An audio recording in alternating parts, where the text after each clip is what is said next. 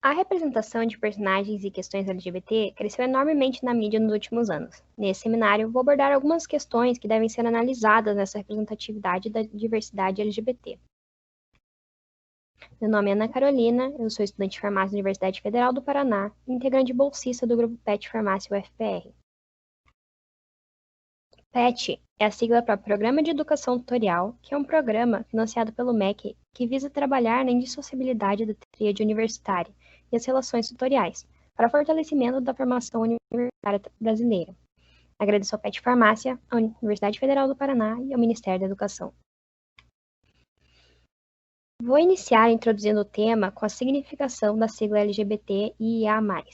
A sigla é utilizada para identificar lésbicas, gays, bissexuais, travestis, transexuais, intersexuais e assexuais, e também todas as outras orientações sexuais minoritárias e manifestações de identidade de gênero que divergem do sexo designado ao nascimento.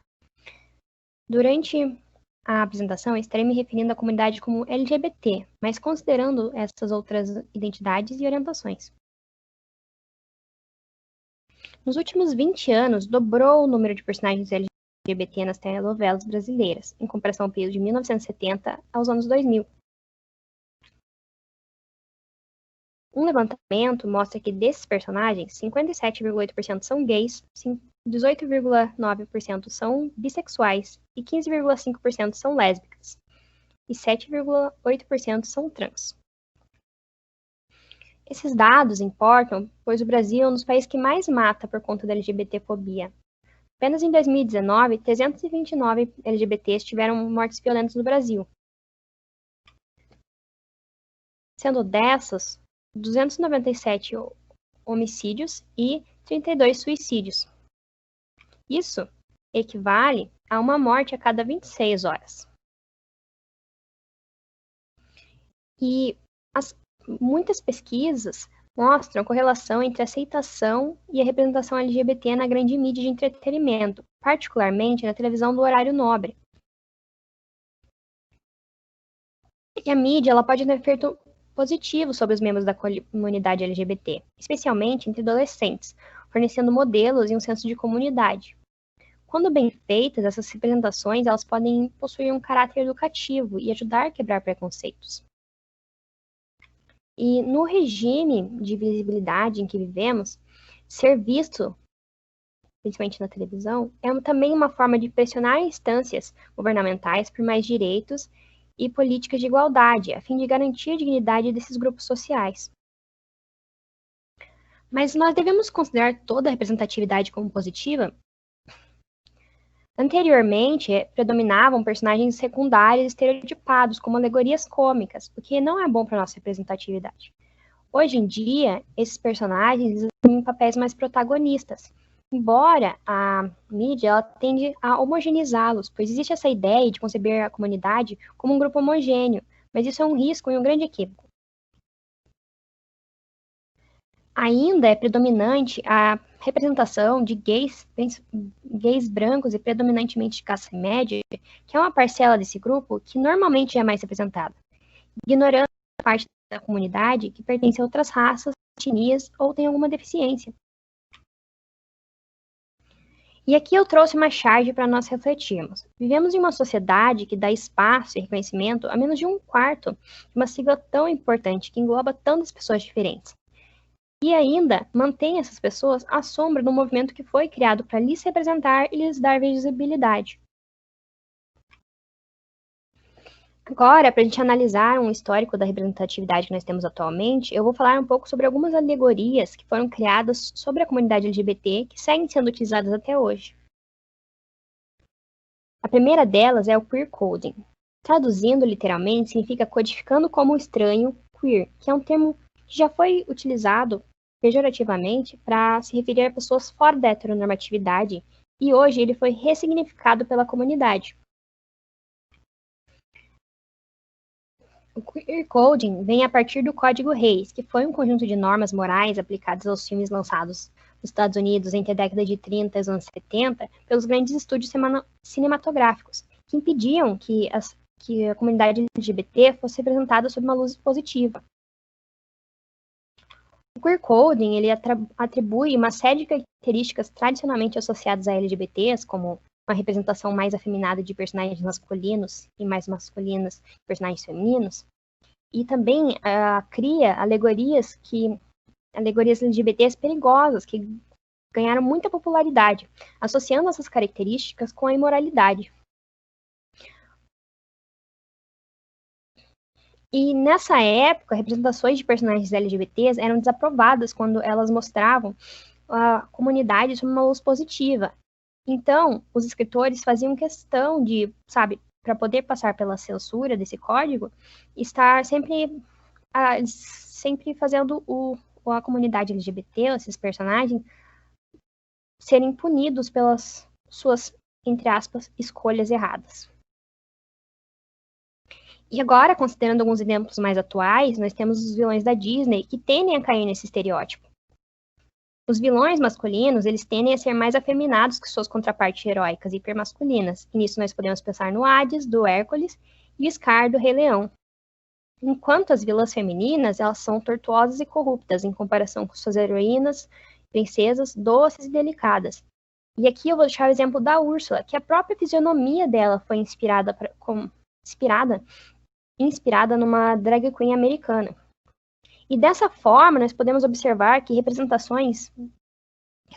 essas representações vilãs são resistências diretas dos dias em que os criadores eram encorajados a apresentar as mulheres queer como influências corruptas e os homens queer como menos que masculinos.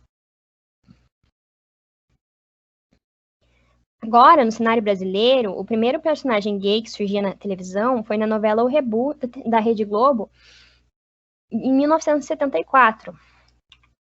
E a trama ela girava em torno de um assassinato, e no último capítulo se revela que o rico Conrad Mahler matara uma jovem por ciúme dela com seu protegido Cauê. E a relação ela foi censurada pela ditadura na época, mostrando o Cauê como se fosse um filho adotivo, embora a relação fosse mais do que isso. E assim, a homossexualidade ela estreou na TV brasileira através de um crime passional, da dependência financeira de um jovem por um homem mais velho, e mais uma vez demonstrando um estereótipo perigoso para a comunidade LGBT.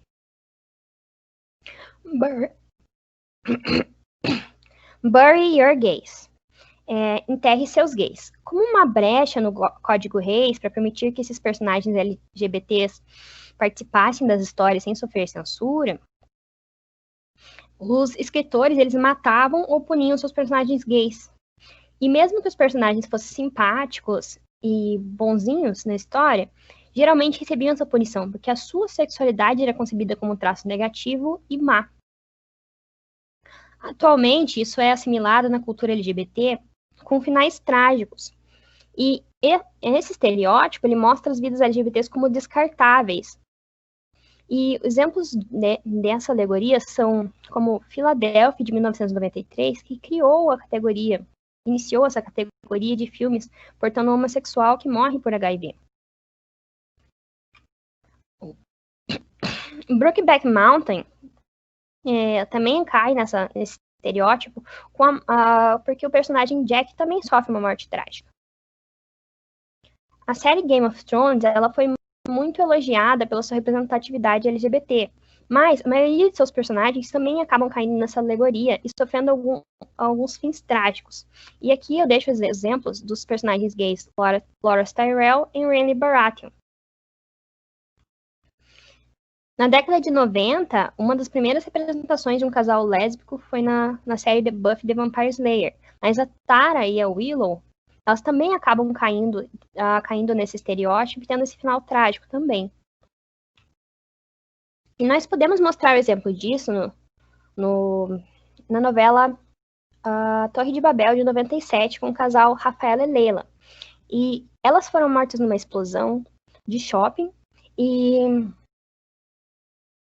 e por conta da aceitação do público ser tão negativa por casal. E eles, depois dessa morte trágica, elas nunca mais são mencionadas na trama da novela.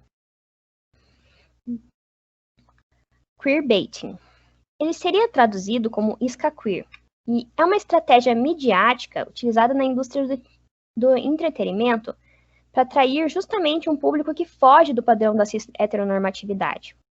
E ele se concretiza quando há alguma tensão sexual ou romântica entre dois personagens do mesmo gênero.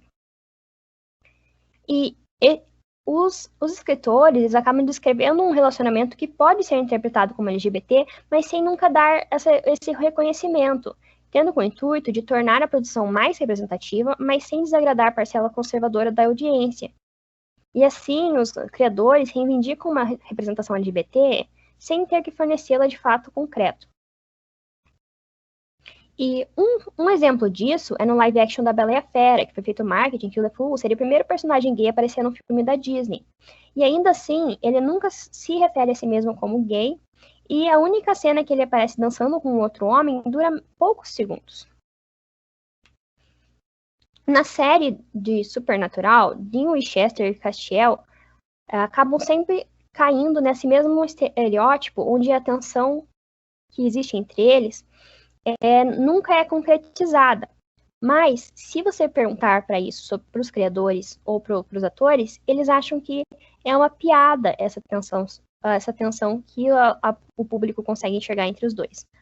A mesma coisa acontece com o John e o Sherlock da série Sherlock, e o Paul Dameron e o Finn da saga Star Wars. A internet, que é um lugar que potencialmente democrático, ele ainda está sujeito à criação de nichos de informação e às restrições impostas pelas lógicas dos algoritmos, que promovem apenas coisas que você gosta de ver. Então, assim, impedindo que pessoas que não têm contato com a população LGBT comecem a utilizar esse local como um local de aprendizado. Mas, ainda, permite que existam blogs, canais do YouTube, serviços de streaming que enfatizem esse público. E essas plataformas, elas representam uma via de contestação à atuação homogeneizante dos meios tradicionais de comunicação. E assim, possibilitando promover debates e preencher lacunas de representatividade. Esses espaços também podem permitir construir novas formas de organização em torno das causas LGBTs. Então, a representatividade importa, e não é apenas na visão da sociedade que os personagens LGBTs podem ajudar. Uma representação na mídia pode afetar de forma negativa ou positiva um indivíduo, especialmente se tratando de uma minoria que possui poucos modelos na grande mídia. As representações midiáticas podem afetar a autoestima e a autoconfiança. E se elas reforçarem uma narrativa baseada em estereótipos, preconceitos, a pessoa pode internalizá-las, causando um grande sofrimento psíquico. E essa internalização de preconceitos pode fazer com que essa população sofra com mais casos de depressão, ansiedade e, na última instância, tentativa de suicídio. E o problema não é quando a pessoa já se compreende como LGBT e já tem uma rede de apoio, porque ela não consegue não se abater tanto pelo que é retratado na mídia. Mas isso causa um prejuízo maior nas pessoas que estão em situações mais fragilizadas, quem está começando a se perceber como LGBT e que não tem essa rede de apoio.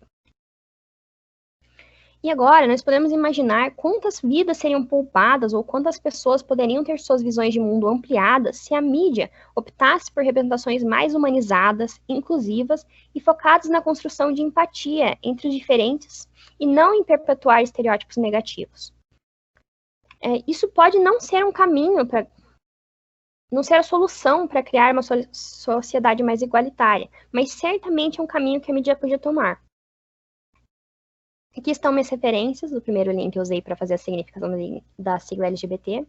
O segundo, falar um pouquinho da representatividade. O terceiro link eu utilizei para falar dos dados da LGBTfobia no Brasil. O texto da Laura no Medium é para falar um pouquinho dessa representatividade parcial que a mídia apresenta. Esses links também foram utilizados para falar dessa representatividade na mídia. E esses últimos foram utilizados para falar desses estereótipos, essas alegorias que são usadas em filme. Eu agradeço a atenção e aqui eu deixo meu contato em caso de dúvidas. Muito obrigada!